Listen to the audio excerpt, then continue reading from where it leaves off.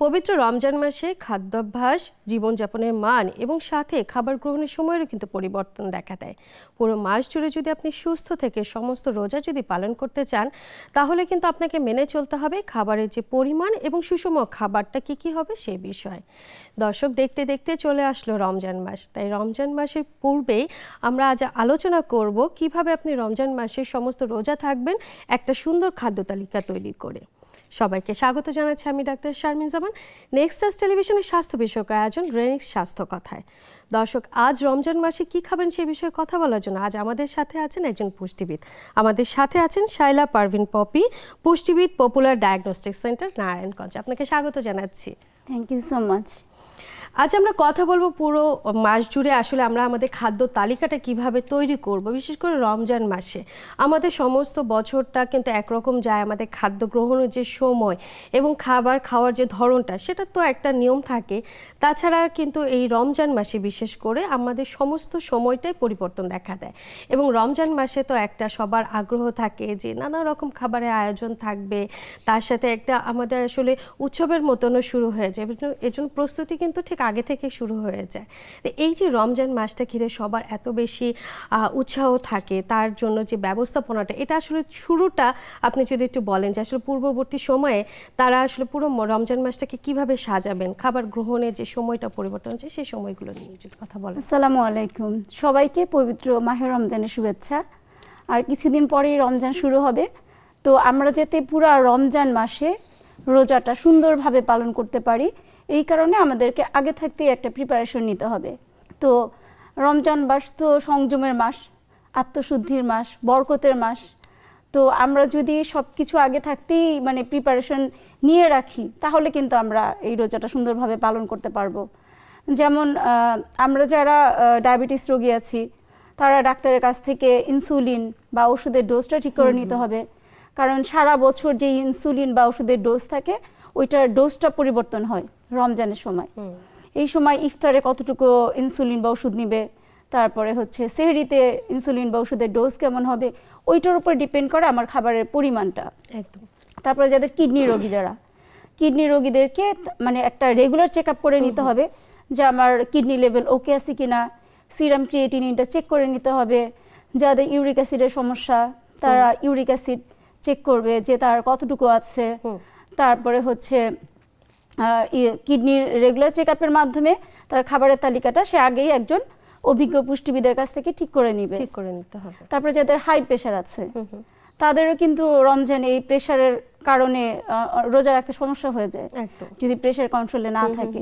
তো তারাও এই প্রেশার রোগী যারা, তারা ডাক্তারের সাথে আলাপ করে ওষুধের ডোজ ঠিক করার পাশাপাশি পুষ্টিবিদের পরামর্শ নিয়ে খাবারের তালিকা নিয়ে তালিকাটাও তৈরি করতে পারে। আমরা যারা নরমাল রোজা রাখি তাদেরও কিন্তু সুন্দরভাবে রোজা রাখার জন্য, রোজাটা সুন্দরভাবে পালনের জন্য কিছু নিয়মের মধ্যে যেতে হবে।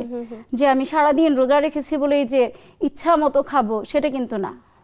তো রমজানে আমরা রোগী হোক আর যারা সুস্থ আছে সবারই কিন্তু কিছু সাধারণ নিয়ম মানতে হবে। সাধারণ নিয়ম হলো যে আমরা সারা বছর যেমন 6 বারে খাবারটা খাই, রমজানের সময় যার যত ক্যালোরি ছিল ক্যালোরি ঠিক ওই পরিমাণই থাকবে, শুধু এই খাবারটাকে আমরা 3 বারে ভাগ করে দিব। একদম 3 বার বলতে ইফতার, সন্ধ্যা রাত আর ভোর রাত। তো ইফতারের খাবারটা হবে হচ্ছে 40 থেকে 50% পুরো ক্যালোরির। আচ্ছা, হচ্ছে আমরা আগে সকালে যেই খাবারটা খেতাম ওইটা হবে ইফতার টাইমে, আর সন্ধ্যা রাতের খাবারটা হবে আগে রাতে যেই খাবারটা খেতাম সেই পরিমাণ, আর ভোর রাতের খাবার হবে হলো দুপুরে আগে যেই খাবারটা খেতাম সেই দুপুরের খাবারের পরিমাণ। আচ্ছা, এইভাবে আমরা 3 বারে খাবারটাকে আমরা ভাগ করে খাবো। তবে আপনার কাছে একটু জানি যে এবারে যেমন রমজান মাসটা যখন শুরু হবে, তখন দেখা যাচ্ছে যে যারা রমজান মাসে রোজা রাখছেন তাদের রোজার যে টাইমটা ঠিক 12 থেকে 13 ঘন্টা একটা সময়, তারা কিন্তু বেশ লম্বা একটা সময় কিন্তু না খেয়ে থাকতে হবে এবং এই সময়টার জন্য প্রস্তুতিটা কিন্তু সেহরি থেকে শুরু। সেহরিতে আসলে কেমন ধরনের খাবার রাখা উচিত, যে খাবারটা খেলে একজন মানুষ, সাধারণ মানুষই যারা সুস্থ আছেন বা যারা অফিস করছেন, যারা বাইরে যাচ্ছেন, তারা আসলে সুস্থ থাকছেন, দুর্বল হয়ে পড়ছেন না বা অনেকক্ষণ ক্ষুধা লাগবে না, এরকম কি কোনো খাবারের তালিকা তৈরি করা যায় কি? অবশ্যই। রোজা রাখার জন্য সবচেয়ে ইম্পর্টেন্ট হলো সেহরির খাবার। জি, সেহরিতে এমনভাবে খেতে হবে যেটা অনেকক্ষণ পেটে থাকে, ক্ষুধা কম লাগে, আমাদের পিপাসা কম লাগে, এবং আদার্স যে প্রবলেমগুলো হয় সেগুলো যাতে না হয়, যাতে সারা দিন এনার্জেটিক ওয়েতে সবাই আমরা সেই রোজাটা রাখতে পারি। তো সেহরির খাবার খাওয়ার জন্য প্রথমে আমাদেরকে সেহরির একদম শেষ মুহূর্তে না উঠে একটু আগে উঠতে হবে। আচ্ছা, শুরুতে আমরা পানি খেয়ে নিব, কারণ একবারে তো বেশি পানি খাওয়া যাবে না। শুরুতেই স্টার্টিংয়ে পানি খেয়ে নিলাম, তারপরে আমরা সেহরি শুরু করব, এবং সেহরি খাওয়ার পরেও যাতে পানি খাওয়ার সময় থাকে এই কারণে একটু আগে উঠতে হবে। কারণ আমি খাবার শেষ করে অ্যাট এ টাইম 2-3 গ্লাস পানি খেলাম, ওইটাও আনহেলদি, খাবার হজম হবে না। এই কারণে উঠে পানি খেয়ে তারপরে এমন খাবার নিব যেটা আমাদের সারাদিন এনার্জেটিক ওয়েতে রোজা রাখতে সাহায্য করবে। এই সময়ে বেশিক্ষণ যাতে খিদা না লাগে সেই কারণে ফাইবার রিচ ফুড খাবার নিতে হবে। যেমন ব্যালেন্স ডায়েটের মধ্যে যার যত ক্যালোরি আসে অতটুকু নিতে হবে। যেমন আমরা লাল চাল বা মোটা চালের ভাত খেতে পারি, এটাতে ফাইবার বেশি, ফাইটোনিউট্রিয়েন্ট বেশি, ক্ষুধা কম লাগবে, এবং যার যতটুকু পরিমাণ নির্ধারিত। আর কারো 1 কাপ হতে পারে, কারো 2 কাপ হতে পারে, এরকম। প্রোটিনের সোর্স হিসাবে আমরা মাছ, মাংস, ডিম নিতে পারি। তবে এই ক্ষেত্রে মাছ, মুরগির মাংস, গরুর মাংসটা না খেয়ে ডিম এগুলা ভালো বেশি। কারণ এই সময় এমন খাবার নিতে হবে যা সহজে হজম হয়। তারপরে হচ্ছে ডাল খেতে পারি, পানি জাতীয় সবজিটা নিতে হবে যাতে গ্যাস না হয়। এই সময় আমরা শাক বা সালাদটা অ্যাভয়েড করলাম, পানি জাতীয় সবজি নিলাম। আর যাদের দুধের সমস্যা নাই তারা 1 কাপ দুধ খেতে পারে বা টক দই খেতে পারে, যাতে খাবারটা সুন্দর মতো ডাইজেস্ট হতে পারে। অনেকে মানে সেহরিতে ভাত, রুটি এগুলো খেতে চায় না, যে অনেকে ভাত খায়, অনেকে রুটি খায়, আবার অনেকে এগুলা খেতে, যেমন ডায়াবেটিক পেশেন্টদেরও তো অনেক সময় দেখা যায় রুটি প্রেসক্রাইব করা থাকে যে আপনি ভাতের পরিবর্তে রুটি খান। সেই ক্ষেত্রে কি পরিবর্তে ঠিক না, আমরা অল্টারনেটিভ বলি, হয় ভাত অথবা রুটি, যে কোনো একটা। এটার সাথে মাছ, মাংস, ডিম, সাথে সবজি। এখন যারা ভাত রুটি খেতে পছন্দ করে না তারা দুধের তৈরি একটা খাবার খেতে পারে, যেমন দুধের সাথে সে বা দইয়ের সাথে ওটস মিক্স করে খেতে পারে, লাল চিরা মিক্স করে খেতে পারে, কর্নফ্লেক্স মিক্স করে খেতে পারে। অনেকে আবার দুধ ভাত খান, তার সাথে আম বা হচ্ছে কলা এটা একটু ম্যাশ করে নেন, এই খাবারটা কেমন হতে পারে? হ্যাঁ, এটাও খেতে পারে। আচ্ছা। আর হচ্ছে যদি কেউ দুধ হজম না হয় সে 2টা ডিম সিদ্ধ খেতে পারে, একটা কলা বা খেজুর খেতে পারে। এইভাবে সে সেহরির খাবারটা সিলেক্ট করতে পারে। তবে যেটা ডায়াবেটিক রোগীদের ক্ষেত্রে আমরা বলি, সে শুধু যদি লাইট খাবার খায় তার জন্য কিন্তু এটা প্রবলেম ক্রিয়েট করবে। লাইট খাবার খেলে তার দেখা যাবে সারাদিন রোজা রাখতে হবে। সে যদি অল্প খাবার খায়, ইনসুলিন বা ওষুধ অনুযায়ী পরিমাণ মতো না খায়, তার হাইপোগ্লাইসেমিয়া হতে পারে, ব্লাড সুগার কমে গিয়ে অজ্ঞান হয়ে যেতে পারে। যারা ডায়াবেটিক আছেন তাদেরকে একটু বেশি করে খেলে তাদের যে আসলে রোজাটা থাকতে তাদেরকে প্রপারলি খেতে হবে। যেমন ভাত রুটি যেটাই খাক সেটা পরিমাণ মতো, সাথে মাছ, মাংস, দুধ, ডিম, তারপর হচ্ছে একটা সবজি, এরকম। তারপর হচ্ছে অনেকে দেখা যায় সেহরির খাবার আলসেমির কারণে কম খায়, তাদের দেখা যায় যে তাড়াহুড়ো করে খাওয়াটা বেশি হয়ে যায়। তাড়াহুড়া বেশি খেলেও মানে খারাপ, কম খেলেও খারাপ, কারণ বেশি খেলে এটা ডাইজেশন হবে না, হজম হবে না। কেননা সেহরি খাবার খেয়েই সাধারণত সবাই নামাজ পড়েই কিন্তু ঘুমিয়ে পড়ছে, সাথে সাথে শুয়ে পড়ছে, তখন কিন্তু ডাইজেশনের একটু সমস্যা হতে পারে। ওইটাই আমি বলতে যাচ্ছি যে অনেকে ভাবে সারাদিন না খেয়ে থাকবে, একটু সেহরিতে বেশি খাই। আচ্ছা, তো বেশি খেলেও বিপদ হবে, কারণ ওইটা সহজে হজম হবে না। অনেকে খেয়েই শুয়ে পড়ে, একদম। আবার খাওয়ার সাথে সাথে অনেক পানি খায়, 2-3 গ্লাস পানি খায়, তারপর শুয়ে পড়ে, তখন কিন্তু ইনডাইজেশন হয়, পেটের সমস্যা হয়, খাবারটা হজম হয় না ঠিক মতো। আবার অনেকে দেখা যায় অল্প খায়, যে আমার ওজন কমবে, আমি অল্প খেলাম, বা আলসেমির কারণে অল্প খায়, তখনও কিন্তু দেখা যায় তার সারাদিন মানে এনার্জি ডেফিসিয়েন্সির কারণে অবসাদ লাগে, ক্লান্ত লাগে, অনেকের ব্লাড প্রেসার কমে যেতে পারে, যেটা বললাম যে ব্লাড সুগার কমে গিয়ে হাইপোগ্লাইসেমিয়া হয়, বিশেষ করে ডায়াবেটিস বারবার যে ক্যালোরিটা আসলে মেইনটেইন করাটা খুব বেশি দরকার। একজন প্রাপ্তবয়স্ক মানুষ, নারী বা পুরুষ ভেদে কার কতটুকু আসলে ক্যালোরি প্রয়োজন এটা যদি একটু সংক্ষেপে বলেন, বা কোন খাবারটা খেলে তার ক্যালোরিটা সে মেইনটেইন করতে পারছে, এই বিষয়টা যদি একটু বলেন। ক্যালোরি ডিপেন্ড করে হচ্ছে যার প্রত্যেকের ক্যালোরি ইন্ডিভিজুয়াল। যার রোগীর পেশেন্টের ওজন, উচ্চতা, বয়স, তার শারীরিক পরিশ্রম কেমন, সবকিছুর উপর ডিপেন্ড করে আমরা একটা ক্যালোরি দেই। তো ওই হিসাব করে তার ক্যালোরি ওয়াইজ খাবার খেতে হবে। দেখা যায় সেহরিতে যদি মানে যে বলতে চাচ্ছিলাম যে পানির পরিমাণটাও যদি ঠিক না থাকে তাহলে কিন্তু ডিহাইড্রেশন হবে, পানি শূন্যতা হবে, ইলেকট্রোলাইট ইমব্যালেন্স হবে। তো তো এই কারণে কিন্তু খাবার এবং পানি দুইটাই ঠিক রাখতে হবে। একদম। ইফতার থেকে সেহরি পর্যন্ত 2 থেকে 2.5 লিটার পানি খেতে হবে। এট এ টাইম বেশি পানি খাওয়া যাবে না। যেমন ইফতার থেকে শুরু করে 1 ঘন্টা পর পর 1 গ্লাস করে পানি খেলো।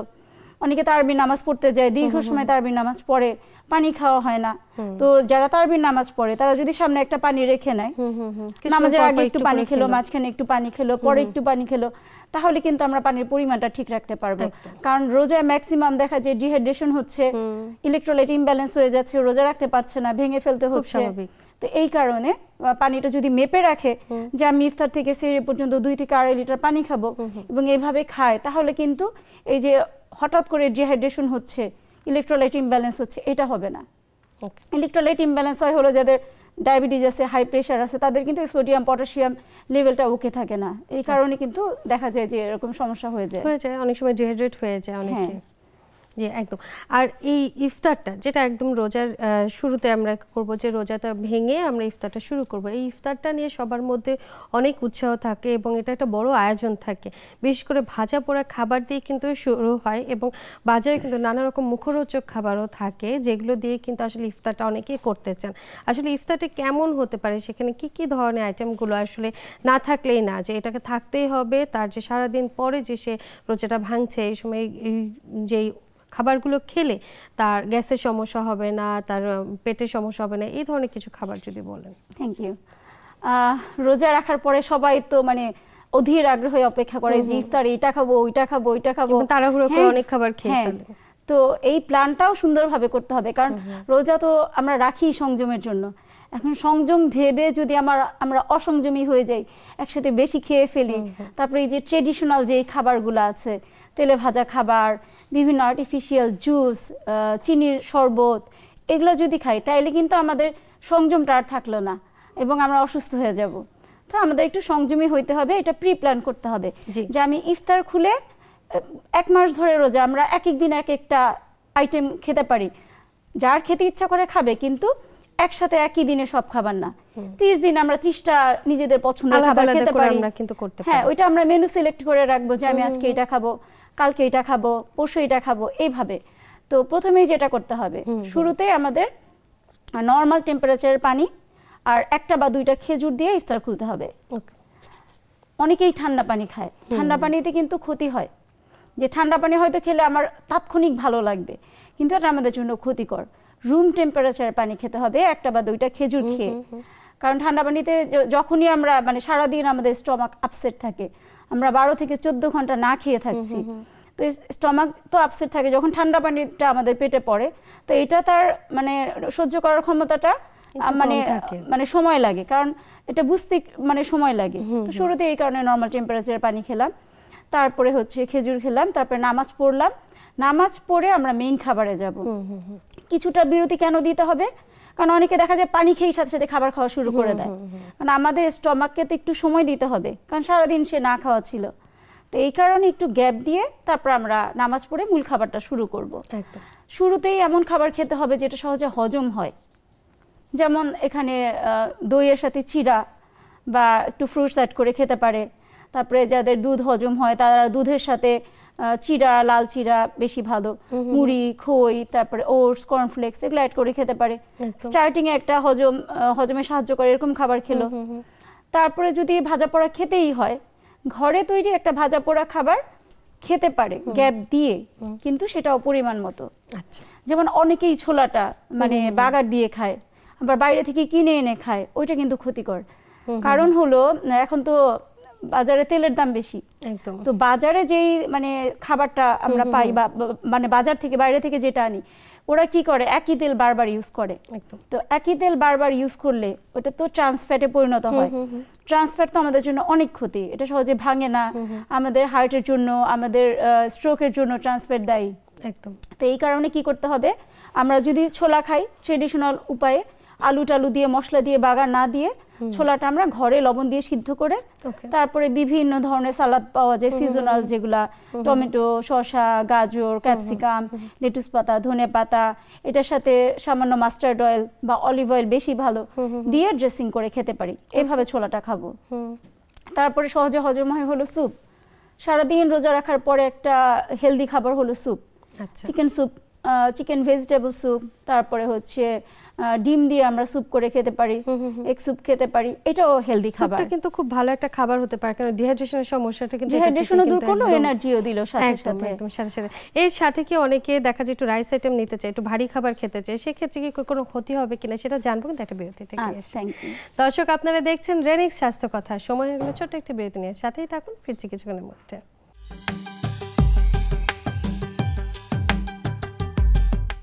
বিরতির পর সবাইকে আরও একবার স্বাগত জানাচ্ছি আজকের রেনিক্স স্বাস্থ্য কথায়। দর্শক, আজ আমরা কথা বলছিলাম রমজান মাসে কি কি খাবেন সে বিষয়গুলো নিয়ে, এবং এই বিষয়ে কথা বলার জন্য আজ আমাদের সাথে আছেন শাইলা পারভিন পপি।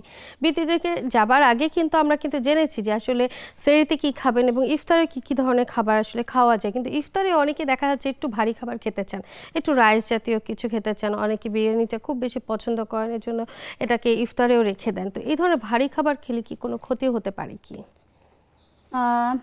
পরিমাণ মতো, পরিমাণ ঠিক রেখে যদি খেতে চায়, ঘরে তৈরি খাবার খাওয়া যাবে, কিন্তু এই ক্ষেত্রে আমরা চিন্তা করব যে আবারও ক্যালোরি, যে আমার ক্যালোরিতে কতটুকু আসে। যে আমি রোজা ভাঙার পরেই শুরুতেই যদি 1 প্লেট 2 প্লেট খেয়ে ফেলি পরিমাণ ছাড়া, তাহলে আমাদের হেলথ হ্যাজার্ড হবে। তখন ওইটা ইনডাইজেশন হবে, সহজে হজম হবে না, পেটের বিভিন্ন সমস্যা, অ্যাসিডিটি হতে পারে। এই কারণে আমাদের পরিমাণ ঠিক রেখে খেতে হবে, কিন্তু রেগুলার না। অবশ্যই আমরা বিরিয়ানি, পোলাও, খিচুড়ি প্রতিদিন খাবো না। যেমন অল্প তেলে রান্না করা আমরা সবজি খিচুড়ি খেতে পারি, ওইটা হেলদি, পরিমাণ মতো। সাথে আমরা মাছ, মাংস বা ডিম নিলাম। আর পোলাও, বিরিয়ানি যদি খেতেই হয়, আমরা পরিমাণ ঠিক রেখে, হয়তো প্রতিদিন না খেয়ে মাঝে মাঝে খেলাম অল্প পরিমাণে। কিন্তু যেদিন আমরা বিরিয়ানি খাবো বা খিচুড়ি খাবো, সেই দিন কিন্তু অন্যান্য যেই আইটেমগুলো আছে ওগুলো অ্যাভয়েড করতে হবে। একই সাথে বিরিয়ানিও খাবো, তেলে ভাজা খাবারও খাবো, ছোলাও খাবো, তারপর চিনি সহ শরবত খেলাম, জিলাপি খেলাম, বুন্দিয়া খেলাম, তাহলে তো হেলথ হ্যাজার্ড হবেই। একদমই। আপনি শরবতের কথা বলছিলেন যে চিনি দিয়ে শরবত, কিন্তু শরবতটা মানে কিন্তু আমরা জানি যে এর মধ্যে গুড় বা চিনি দিয়ে কিন্তু তৈরি করা হয়, এবং রোজাটা খোলার পরই এটা একটা খুব শান্তিকর একটা ব্যাপার হয় যে একটু ঠান্ডা পানিতে একটু মিষ্টি জাতীয় কোনো আমি ড্রিঙ্কস নিচ্ছি, এটা কিন্তু খুব ভালো একটা তৃপ্তিকর বিষয়। তো আপনি বলছেন যে চিনিটা বাদ দিতে, তাহলে চিনি যদি বাদ দেয় তাহলে শরবতটা কিভাবে আসলে তৈরি করা সম্ভব? আসলে চিনি খাওয়ার কোনো প্রয়োজনই নাই, কারণ চিনি যেটা হোয়াইট সুগার, সেটা আমাদের জন্য হেলদি না। তাহলে আমরা কিভাবে শরবত খাবো? সবচেয়ে ভালো হলো যদি অ্যাভেলিটি থাকে কচি ডাবের পানি, কারণ সারাদিন রোজা রাখার পরে আমাদের ডিহাইড্রেশন তৈরি হয়, ইলেকট্রোলাইট ইমব্যালেন্স হয়। এই কচি ডাবের পানি দিয়ে যদি ইফতার করা যায়, তাহলে ডিহাইড্রেশনও দূর হলো, ইলেকট্রোলাইট ব্যালেন্সও হলো। তারপরে অনেকে লেবুর পানি খেতে পারে, অনেকের রোজাতে কনস্টিপেশনের সমস্যা থাকে, লেবুর পানিতে একটু ভুসি অ্যাড করে খেতে পারে, এটাও ভালো। টক দইয়ের লাচ্ছি খেতে পারে, এটাও ভালো। এটাও আমাদের পেট ভালো রাখবে এবং আমাদের ডিহাইড্রেশন দূর করবে, প্রোটিনের চাহিদা পূরণ করবে, তরলের চাহিদা পূরণ করবে। তারপর হচ্ছে ফ্রুট জুস খেতে পারে। এখন তো বাজারে নানা রকম ফ্রুটস, বেলের শরবত, তরমুজের শরবত, বাঙ্গির শরবত, তারপরে যেগুলো সিজনাল ফলগুলো পাওয়া যাচ্ছে, এগুলো দিয়ে শরবত তৈরি করা যায়। দিয়ে কিন্তু শরবত তৈরি করে খেতে পারে। চিনি অ্যাড করতে হবে তা কিন্তু না, কারণ ফলের কিন্তু একটা আলাদা মিষ্টি কিন্তু আছে, ফলে একটা চিনি আছে, ফ্রুক্টোজ। তো ফলের যে চিনিটা আছে ওইটাই আমাদেরকে এনার্জি দেয়। এজন্য বাড়তি চিনি অ্যাড করার কোনো দরকার নেই। যে কোনো ফ্রুট জুস, যেমন বাচ্চারা যখন খেতে চায় সে কমলা দিয়ে জুস করে দিতে পারে, বাজারের অরেঞ্জ জুস না দিয়ে আনার দিয়ে একটা কালারফুল জুস করে দিতে পারে, যেটা আসলে আমাদের স্বাস্থ্যের জন্য অনেক বেশি ভালো হবে।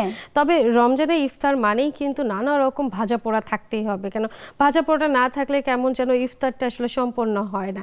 এই ভাজা পোড়াগুলো আসলে খেলে কতটুকু খাওয়া যাবে বা খেলে কি কি ধরনের সমস্যা হবে, এই বিষয়টা যদি একটু বলেন। Thank you.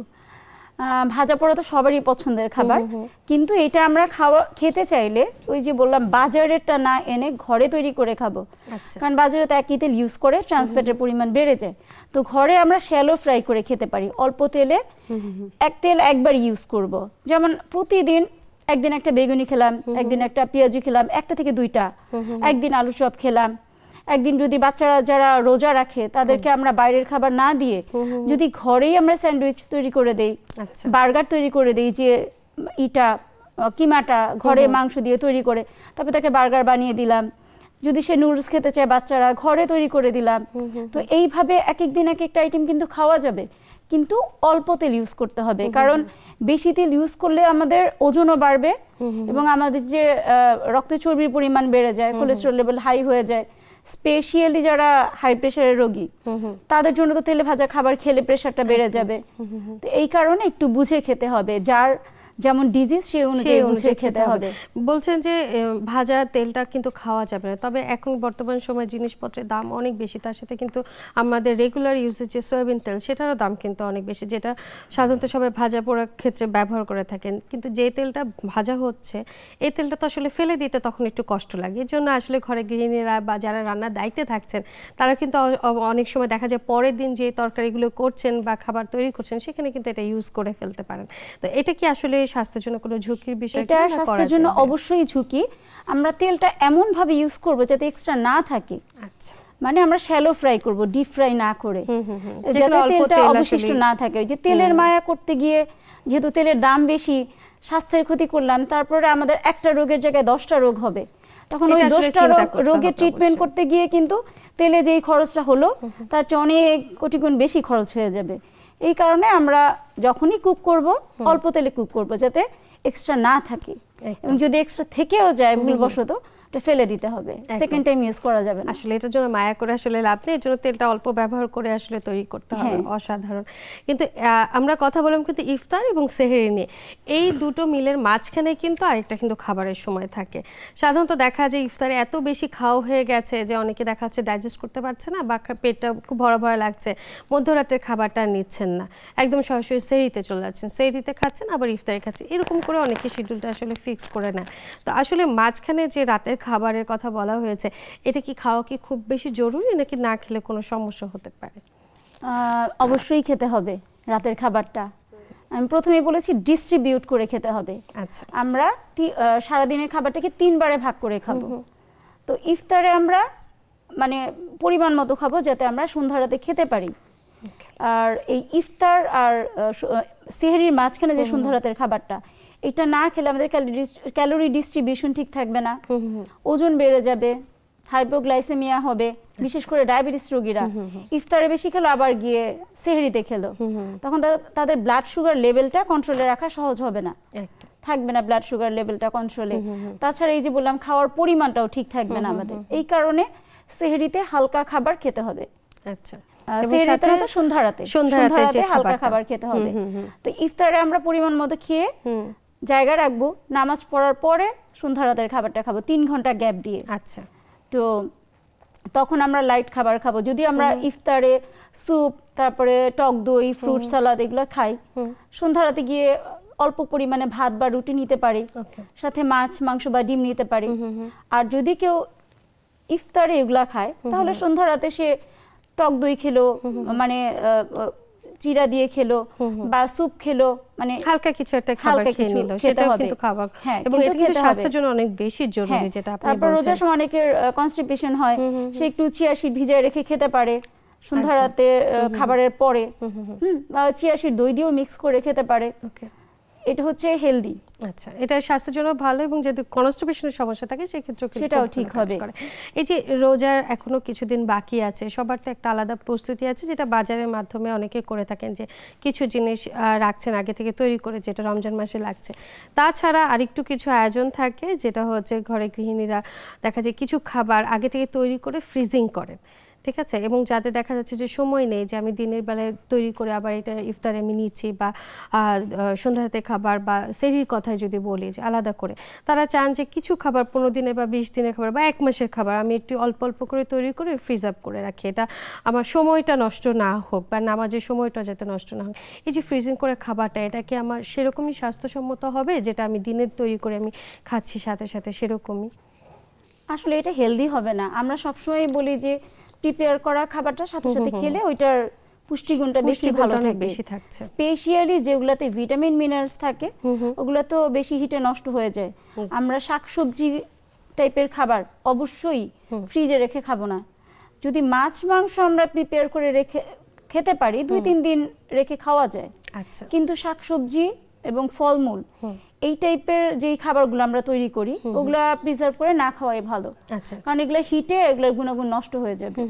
যেমন ভেজিটেবল রোল বা ভেজিটেবল পাকোড়া যদি খেতে চায়, ওটা সিদ্ধ করে না রেখে ওটার সাথে সাথে তৈরি করে খাওয়াটা ভালো, মানে ইনস্ট্যান্ট খাওয়া ভালো। বা তারপর যদি না পারে তাহলে কি এক সপ্তাহটা কি অন্তত রেডি করে রাখা যেতে পারে? ওই যে বললাম, যদি মাছ মাংস মানে সে করে রাখতে চায়, যেমন আমরা কোফতা বা কাবাব বানিয়ে যদি রাখি, সেটা হয়তো কিছু স্ন্যাক্স আইটেম আমরা চাইলে ফ্রিজিং করতে পারি, বাট যেগুলো সবজি আছে, ফলমূল আছে, সেগুলো আমরা ইনস্ট্যান্ট আসলে খাওয়া যাবে না। জরুরি। অসংখ্য ধন্যবাদ আপনাকে। আমাদের পরিবারের শিশু সদস্য যারা থাকেন তারাও অনেক সময় দেখা যায় আগ্রহ বোধ করেন যে আমি একটু রোজা থাকবো, মা আজকে রোজা থাকবো, কালকেরটা থাকবো, এরকম করে ইচ্ছা প্রকাশ করেন। কিন্তু অভিভাবকরা একটু ভয় পান যে এতটা সময় না খেয়ে সে থাকতে পারবে না, দুর্বল হয়ে যান, এর জন্য অনেকে কিন্তু অনিশ্চয়তা করেন।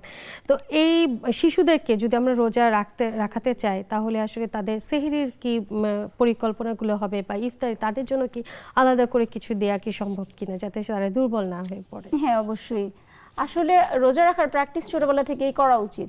ছোটবেলা থেকে প্র্যাকটিস করলেই কিন্তু আমাদের মধ্যে এটা ডেভেলপ করবে।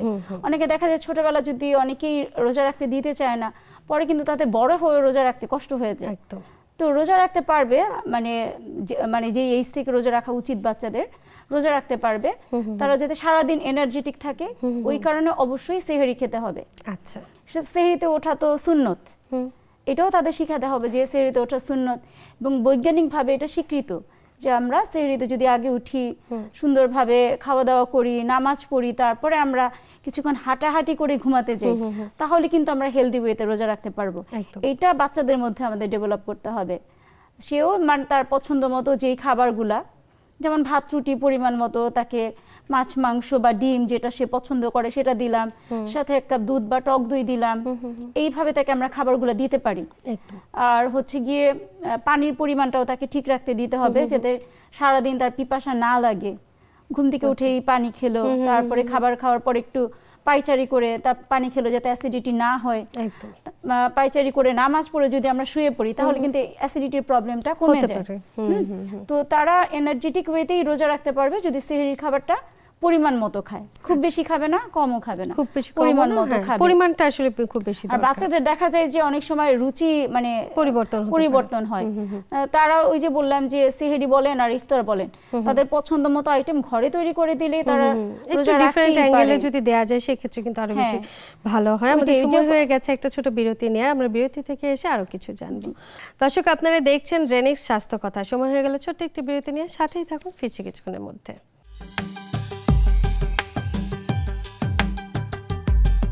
বিরতির পর সবাইকে আরও একবার স্বাগত জানাচ্ছি আজকের রেনিক্স স্বাস্থ্য কথায়। দর্শক, আজ আমরা কথা বলছিলাম রোজায় কি খাবেন সে বিষয়গুলো নিয়ে, এবং এই বিষয়ে কথা বলার জন্য আজ আমাদের সাথে আছেন শায়লা পারভিন পপ্পি। আমরা বিরতিতে যাবার আগে কিন্তু এই ইফতার, সেহরি এবং মধ্যরাতে খাবার নিয়ে নানা কিছু জানলাম। এবার একটু জানি যে যাদের সারা বছরই ব্যায়াম করার অভ্যাস থাকে বা হচ্ছে তারা ওজন কমাতে চাচ্ছেন, ব্যায়াম করতে চাচ্ছেন, তারা কি রোজা রেখেও এই ব্যায়ামগুলো কি করবেন, নাকি রোজার মাসটা অন্তত ব্যায়াম থেকে আলাদা থাকতে হবে? Thank you. রোজাতে অনেকেই ভাবে যে এইবার রোজা রেখে ওজনটা কমাই ফেলবো। তো রোজা রেখে মানে সব কিছুই ঠিক মতো করতে হবে। খাবারটাও যেমন পরিমাণ মতো খেতে হবে, ব্যায়ামটাও চালিয়ে যেতে হবে। আচ্ছা। তো ব্যায়াম করার জন্য সঠিক সময় হচ্ছে ইফতার খাওয়ার কিছুক্ষণ পরে।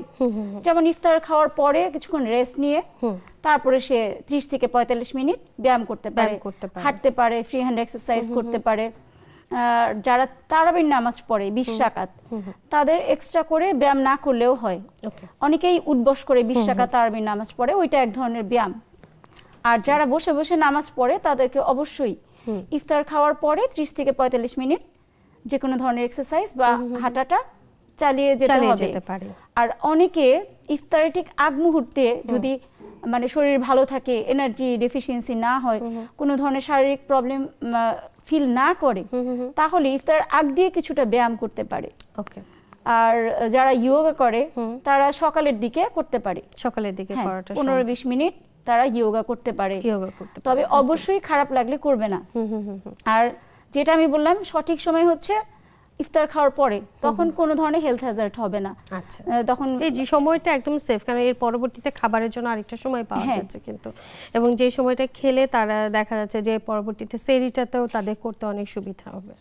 একদম, মানে ডাইজেশনের প্রক্রিয়াটা আমাদের সুন্দর থাকছে। এই রমজান মাসে দেখা যায় যে আমরা কথা বললাম যে আপনি যেটা বললেন যে ডায়াবেটিক পেশেন্টদের নিয়ে আমরা জানতে পারলাম যে তাদের আসলে খাদ্য তালিকাটা কীরকম হবে, কিভাবে হবে। তবে যারা কিডনি রোগে আক্রান্ত আছেন তাদের খাবারের মধ্যে অনেক তফাৎ থাকে এবং তারা দেখা যাচ্ছে যে বেশ কিছু খাবার তাদেরকে একদম নিষেধ করা থাকে যে খাবেনই না। তারা আসলে রমজান মাসে আসলে কিভাবে তাদের ডায়েট চার্টটা ফলো করবে এই বিষয়টা যদি একটু বলেন। Thank you.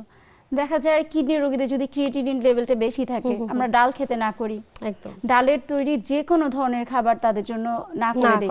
কারণ সেকেন্ড ক্লাস প্রোটিন যেগুলা ডাল জাতীয় খাবার, তারপরে সবজি বা ফলের বিচি, এগুলো আমরা নিষেধ করে দেই। এখন তার যেহেতু ডাল নিষেধ, সে তাহলে ইফতারে মুড়ি খেতে পারে, সালাদ দিয়ে মুড়ি খেতে পারে, ছোলাটা যেহেতু বাদ। আবার যদি তেলে ভাজা খাবার খেতে ইচ্ছা করে, বেসনের তৈরি খাবার তো সে খেতে পারবে না, সেই ক্ষেত্রে সে চালের গুঁড়ায় ডুবিয়ে দুই একটা ভাজা আইটেম খেতে পারে, বেসনে না ডুবিয়ে। বেসনটাকে অ্যাভয়েড করতে হবে সোজা কথা। বেসন সোজা কথা, ডালের তৈরি সব ধরনের খাবার, যেমন সিম যদি খেতে ইচ্ছা করে সিমের বিচি ফেলে খাবে, 6টা সিম খেতে পারে। আবার যদি ইউরিক অ্যাসিড বেশি, তাদেরও কিন্তু ডাল জাতীয় খাবার, তারপর হচ্ছে যেগুলা বিচি জাতীয় সবজি, ফল এবং রেড মিট যেগুলা গরু, খাসি, হাঁস, কবুতর, এটা কিডনি রোগীদের জন্য আমরা নিষেধ করি। ইউরিক অ্যাসিড যাদের বেশি তাদের জন্যও নিষেধ করি। আবার ইউরিক অ্যাসিড বেশি থাকলে, কিডনির পয়েন্ট যাদের বেশি থাকে, দেখা যায় তাদের ইউরিক অ্যাসিড অনেকের বেশি থাকে, তখন এই যে মাশরুম, তারপরে হচ্ছে গিয়ে পালং শাক, পুঁই শাক, মূলা, এইসব আমরা খেতে না করি। তো এইসব ক্ষেত্রে তাদেরকে খেয়াল করতে হবে কিডনির পয়েন্টের উপরে। তাদেরকে ডাক্তার যে পানির পরিমাণটা বলে দেয় সেই পরিমাণ পানিটা খেতে হবে, ভেঙে ভেঙে খেতে হবে, পানির পরিমাণটা তো বলে দেয় ডাক্তাররা। তো এইভাবে তাদের প্রোটিন রেস্ট্রিকশন যেহেতু থাকে, মাছ মাংসও তাদের রেস্ট্রিকশন থাকে, কত পিস করে খাবে সেটা আমরা ওই ক্রিয়েটিনিন লেভেলটা দেখে বলে দেই যে আপনি কত গ্রাম প্রোটিন খেতে পারবেন। সেই অনুযায়ী তার যদি 45 গ্রাম প্রোটিন হয় তাহলে হয়তো মাছ মাংস সে 2 পিসের বেশি খেতে পারবে না, যদি 30 গ্রাম প্রোটিন হয় 1 পিস খেতে পারবে। এরকম ডিপেন্ড করে তার ক্রিয়েটিনিন লেভেলটা কেমন, সেটার উপরে পরামর্শ মতো সে প্রোটিনটা ইনটেক করবে। আর সেকেন্ড ক্লাস প্রোটিনটা বাদ। আবার যারা ডায়ালাইসিস করে, ডায়ালাইসিস পেশেন্ট, তাদের কিন্তু এই প্রোটিনের পরিমাণটা বেড়ে যায় যেদিন ডায়ালাইসিস করে। তো এইটা আসলে তাদেরকে রোজা রাখার সময় ডাক্তার এবং পুষ্টিবিদের পরামর্শ নিয়েই এটা খেতে হবে, পানির পরিমাণটা এবং খাবারের পরিমাণটা ঠিক করে নিতে হবে যাতে কোনো হেলথ হ্যাজার্ড না হয়। গরু মাংস বা হচ্ছে রেড মিট, যেটা এই খাবারটা কিন্তু বাঙালি আমাদের কিন্তু অনেক বেশি পছন্দ।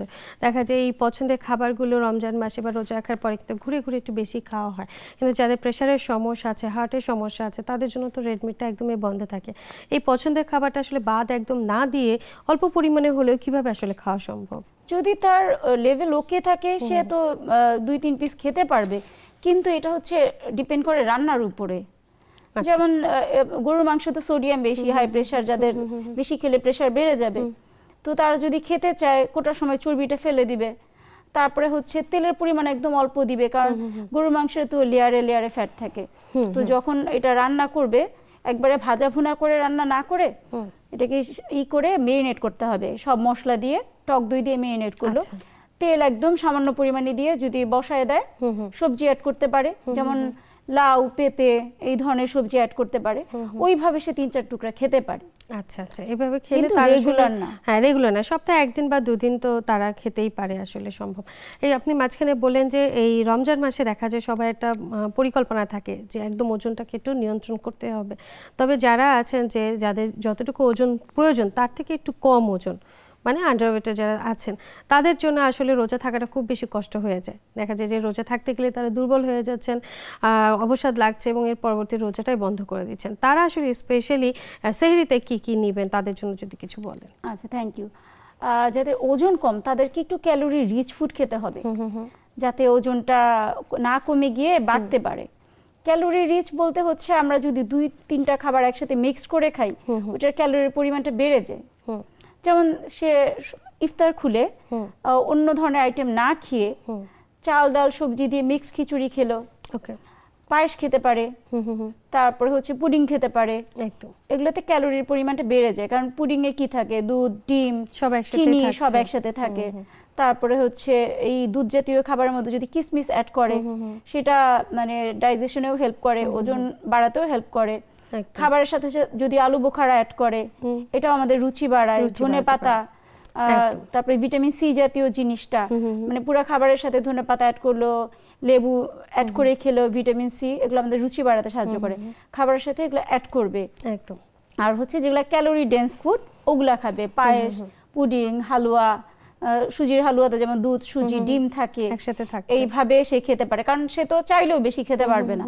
তো এই কারণে সে মানে মানে ক্যালোরি বেশি থাকলো পরিমাণে অল্প হলো, 2 পিস পুডিং খেলে তার অনেক অনেক ক্যালোরি সে পেয়ে গেল। এই জিনিসগুলো কিছু ভাত না খেয়ে খিচুড়ি খেয়ে ক্যালোরি পেয়ে গেল। সে যদি বিরিয়ানিতে লাইক করে এগুলোও সে খেতে পারবে, ওগুলো ওই যে চর্বি ফেলে দিয়ে ছোট ছোট করে কেটে দিল, প্রোটিনটা যাতে বেশি থাকে তাহলে সে একটু বেশি ইনটেক করতে পারবে। ফ্যাটের পরিমাণ সে বাড়াতে পারবে, কিন্তু ওই যে মানে যখন স্যুপ দিল, ফুল মানে ক্রিম স্যুপ খেলো, কিছু খেতে ভালো লাগে না, ক্রিম স্যুপ খেলো, সে সাথে সাথে এনার্জি পেল, ওয়েটও গেইন হলো, এইভাবে সে ক্যালোরি ইনটেক করবে। তারপরে যেগুলা ফলের শরবত, ফলের শরবত যেগুলো কলাতে ক্যালোরি বেশি, কলা খেলো, খেজুর খেলো, খেজুর কিন্তু ইচ্ছা মতো খাওয়া যাবে না।